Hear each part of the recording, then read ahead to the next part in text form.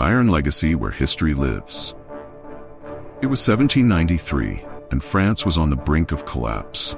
4 years after the start of the French Revolution, the new Republican government was facing enemies on all fronts. King Louis XVI had already been guillotined, and the European monarchical powers, alarmed by the spread of revolutionary ideas, had formed a coalition to crush the Republic.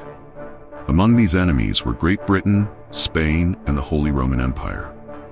But the external threat was only part of the problem. Internally, France was ravaged by monarchist rebellions and civil war, and it was in this chaotic situation that Napoleon Bonaparte's destiny began to take shape. The central event that would seal Napoleon's fate was the Siege of Toulon, a strategically vital port city in southern France.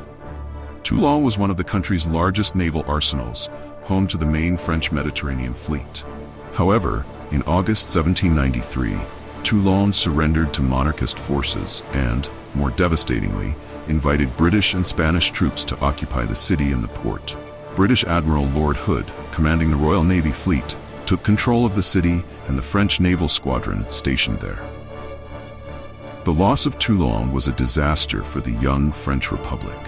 Control over such an important naval base meant that France was effectively without a fleet in the Mediterranean. This placed British naval power in a position of total dominance in the region, and if Toulon remained in enemy hands, the war could drastically shift in favor of the coalition. The revolutionary government knew it had to retake the city, and fast. So in September 1793, a Republican force, initially led by General Jean-François Carteau, was sent to lay siege to Toulon. But the siege did not begin well. The French troops were poorly trained and disorganized, with little experience in prolonged sieges. While the British and Spanish fortified themselves inside the city, the French wasted time and resources on poorly coordinated attacks. The initial failure of the Republican forces to retake the city put the revolutionary government in Paris under extreme pressure. With each passing day, the morale of the Republic diminished, and hopelessness grew among the French people.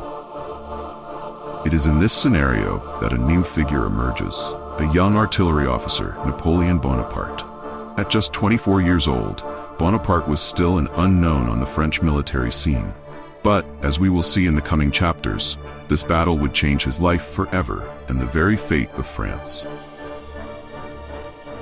Amidst the chaos unfolding in Toulon, an unknown figure began to emerge. His name was Napoleon Bonaparte, a young artillery officer born in 1769 on Corsica, an island that had been annexed by France shortly before his birth. Napoleon grew up in a family of minor nobility that supported the revolution, and by the age of 24, he had already faced a series of challenges, but had yet to find his great opportunity to shine. Educated at the Military Academy of Brienne and later at the École Militaire in Paris, Bonaparte was a talented young officer, but his Corsican origin and ambitious temperament set him apart from many of his peers. Nevertheless, he soon stood out for his sharp mind and deep understanding of artillery, a weapon that would be crucial for his career and for success in the Siege of Toulon. In late September 1793, Napoleon was assigned to reinforce the Republican army besieging Toulon under the command of General Jean-François Carteau. Upon arriving, he found a disastrous situation. The siege had already lasted for weeks, but the Republican troops, poorly equipped and poorly led, were far from achieving any success. Although General Carteau was a loyal leader to the revolution, he was inexperienced in siege warfare. And it was in this gap that Napoleon saw his opportunity. Napoleon quickly assessed the situation. He realized that the siege was doomed to failure if it continued as it was, and proposed a bold plan. Unlike the other commanders, who insisted on poorly planned frontal attacks, Napoleon believed that the key to victory did not lie in brute force, but in controlling the hills around the city, particularly the artillery positions that dominated the port.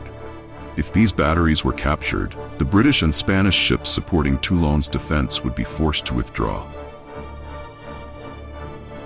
Napoleon's strategic vision impressed General Carteau and other revolutionary leaders on site. Among them was Augustin Robespierre, brother of Maximilien Robespierre, one of the most powerful leaders of the Committee of Public Safety. Augustin quickly became a crucial ally for Napoleon, recognizing the young officer's potential. With Robespierre's support, Napoleon was promoted to command the artillery and took on the responsibility of reorganizing the Republican batteries. Now, with control over the most powerful weapons available to the French, Napoleon prepared to change the course of the battle. The young artillery officer knew his career was on the line. But what he did not know was that success in Toulon would be only the beginning of a meteoric rise that would eventually lead him to rule France. Napoleon Bonaparte, now in command of the Republican artillery, knew that the situation in Toulon required more than brute force. He needed an innovative strategy to break the siege's deadlock, and that is exactly what he delivered. His plan was simple yet bold: capture the strategic hills around Toulon, particularly Mount Faron and Fort La Guillette. These hills dominated the city's port, and with them under control, it would be possible to bombard the Anglo-Spanish fleet, forcing the ships to retreat. Without naval support, the city would become indefensible. The early months of the siege had been marked by repeated failures of the Republican forces, who attempted direct attacks without a clear understanding of the local geography's importance. Napoleon, however, immediately understood that controlling the high ground was essential. To him, success depended on the efficient use of artillery, and he began reorganizing the batteries, redistributing the cannons into more advantageous positions, focusing on reaching the enemy's defenses. However, executing this plan would not be easy. Fort La Guillette and Mount Faron were heavily defended by British and Spanish troops. Napoleon knew he would need time and meticulous planning.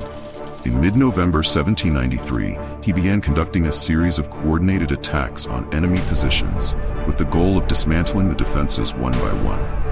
In a night attack in November, French soldiers attempted to advance to capture the hills, but were repelled with heavy losses. Napoleon, however, did not give up. He believed that with more precise bombardment, the defenses could be weakened enough for a new advance. On November 30th, Bonaparte personally oversaw the reorganization of the artillery and initiated a heavy bombardment, focusing on the weak points of the enemy's defenses. This intensive bombardment continued for several weeks. Under Napoleon's direct command, the French cannons finally began to devastate the enemy's defenses, creating breaches in the British positions at Fort La Guillette. General Dugommier, who had replaced Carteau as commander of the Republican forces, recognized the brilliance of Napoleon's plan and gave his full support to its execution. The plan was working. The British and Spanish forces were slowly being pushed back. Napoleon Bonaparte had demonstrated a unique ability to turn a desperate situation into an opportunity. His insistence on using artillery as the central element of the strategy not only changed the course of the Siege of Toulon, but also established one of the key characteristics of his military style: the precision and power of artillery. As the British defenses began to crumble, Napoleon knew that the moment of victory was near. Success in Toulon was within his grasp, but there was still one final crucial step to ensure a definitive victory. Napoleon was just beginning to show his potential at Toulon. If you're enjoying this strategic twist and want more epic stories like this, give the video a like now. It helps us bring more content about the greatest battles in history. December 1793 arrived, and the Siege of Toulon was approaching a decisive moment. After weeks of bombardment and coordinated attacks, the Anglo-Spanish defenses were beginning to crumble. Napoleon Bonaparte knew that this was the time to act. He had reorganized and positioned his artillery batteries with precision, setting the stage for the final assault. The target was clear: Fort La Guillette, the key to controlling the port and thus the fate of Toulon. On December 17, 1793, Napoleon and his troops launched the decisive assault. At dawn, the bombardment from the French batteries began with maximum intensity, aimed directly at the British positions in Fort La Guillette and the surrounding hills. The Republican troops, reinforced by new contingents, advanced under the cover of artillery fire, climbing the steep slopes toward the fort. It was an all-or-nothing attack. During the attack, Napoleon remained on the front lines, personally overseeing the positioning of the cannons and coordinating the troops' advance. This was a characteristic that would later become legendary in his campaigns. Direct and present command on the battlefield, something that inspired his troops and terrified his enemies. At a critical point in the assault, Napoleon was wounded in the leg by shrapnel, but he refused to withdraw and continued giving orders from the battlefield, showing the tenacity that would define his entire military career. The attack was brutal, with heavy casualties on both sides.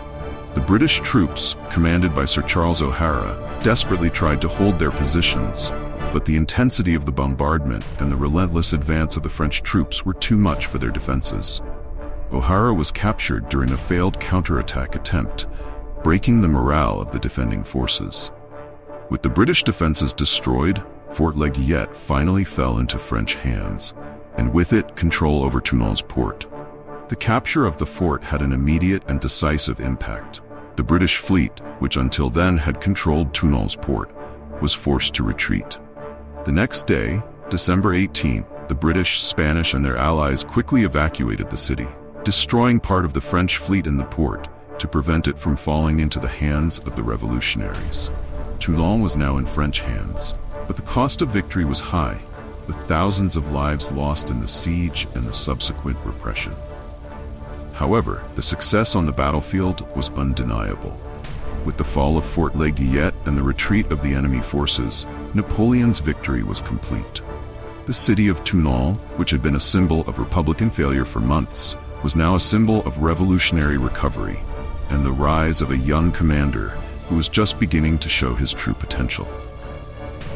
After the capture of Fort Leguillet and the retreat of the British and Spanish forces, Toulon finally fell into the hands of the French Republican troops. On December 19, 1793, the revolutionary forces marched victoriously through the city. It was the end of months of siege, but also the beginning of a dark period for Toulon. The military victory brought with it heavy political and civil repression. Toulon had rebelled against the Republic and allied itself with the external enemies of the revolution.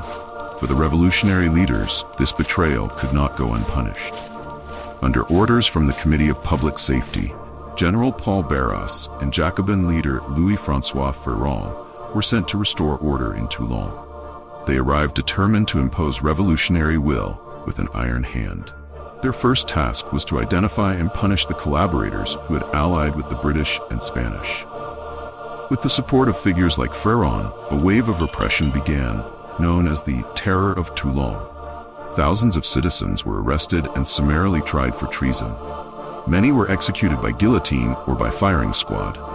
Men, women, and even teenagers who had supported the monarchists or collaborated with the foreign invaders were dragged to their deaths.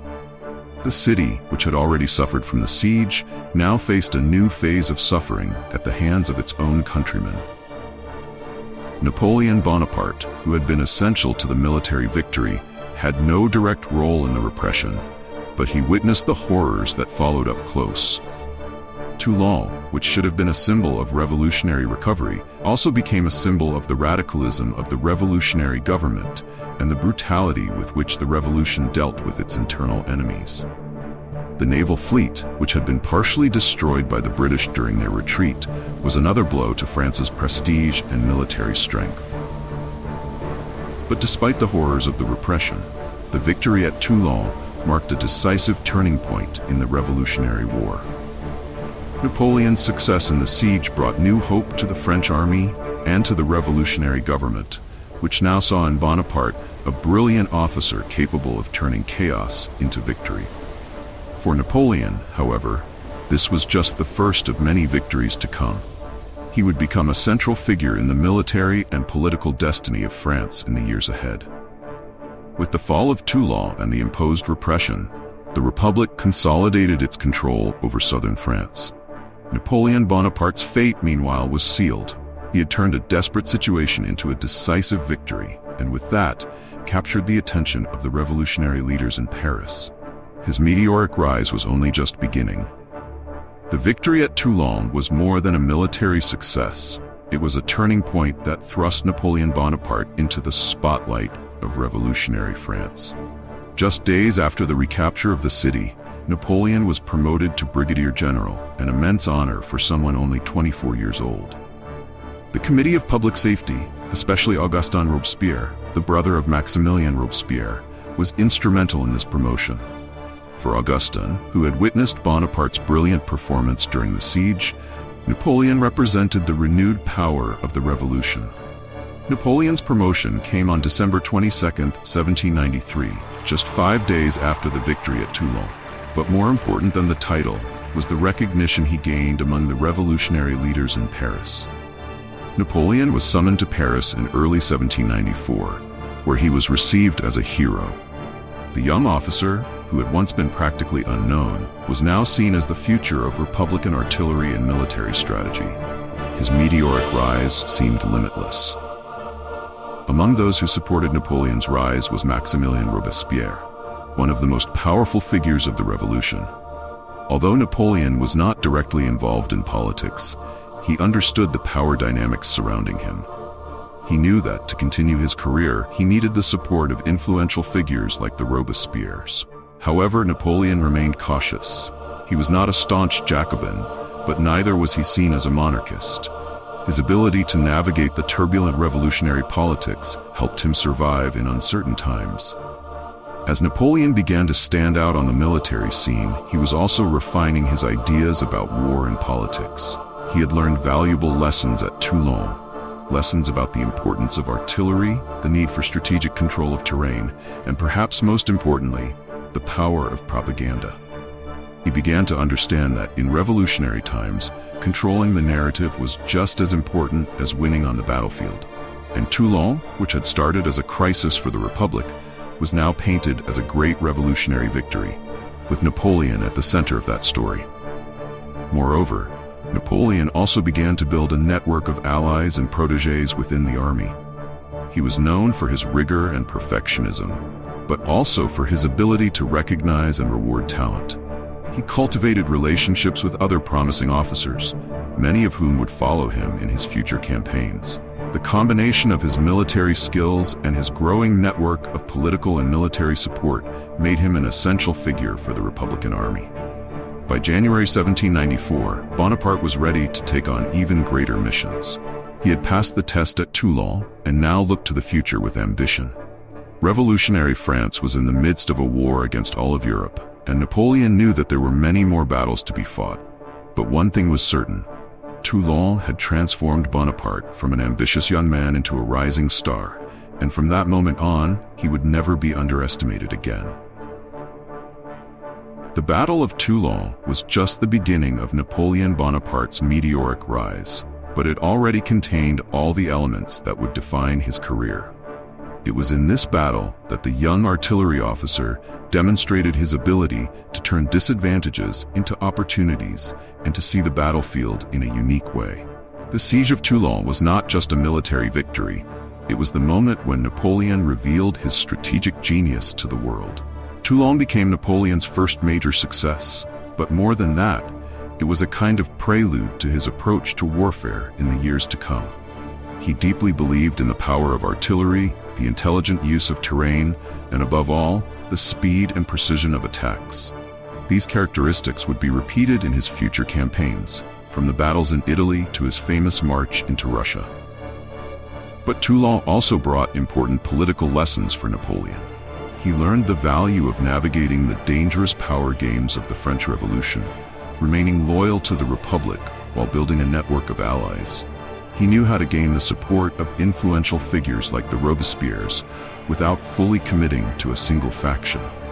This ability to balance his alliances and ambition kept him rising, even amid the chaos of the Reign of Terror that engulfed Paris. In the years that followed, Napoleon's name would continue to grow.